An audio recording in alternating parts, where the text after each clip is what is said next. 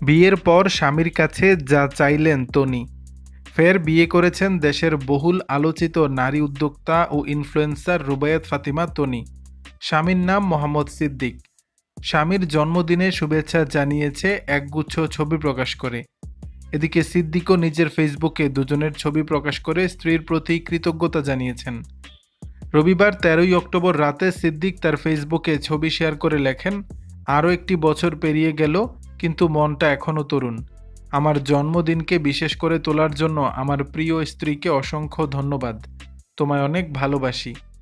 তনি তার পোস্টে লিখেছেন, জন্মদিনের শুভেচ্ছা। তোমার মতো বিশেষ একজনের জন্মদিন উদযাপনের জন্য বছরে একটা দিনই যথেষ্ট নয়। এদিকে সোমবার রাতে নিজের ভেরিফাইড ফেসবুক আইডিতে একটি ছবি পোস্ট দিয়েছেন তিনি। ওই পোস্টে তনি তার স্বামীর উদ্দেশ্যে বলেছেন, please be my just friend. জানা যায় ব্যাংককে চিকিৎসাধীন অবস্থায় শেষ নিঃশ্বাস ত্যাগ করেন তনির দ্বিতীয় স্বামী ও ব্যবসায়ী শাহাদাত হোসাইন। তনি ও তার প্রয়াত স্বামীর মধ্যকার বয়সের ব্যবধান নিয়ে ব্যাপক সমালোচনার শিকার হয়েছেন তিনি। ফেসবুক লাইভে এলে নানা রকম ট্রলের মুখে পড়তে হয়েছে নারী উদ্যোক্তাকে। প্রথম স্বামীর সঙ্গে বনিবনা না হওয়ায় বিচ্ছেদের পথে হাঁটেন তিনি। এরপর ভালোবেসে বিয়ে করেন শাহাদাতকে। প্রথমে পরিবার মেনে না নিলেও পরবর্তীতে সব ঠিক করে নিয়েছিলেন তনি।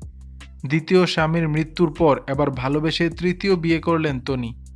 দর্শক, বিষয়টি নিয়ে আপনাদের মতামত জানাবেন নিচের কমেন্ট বক্সে।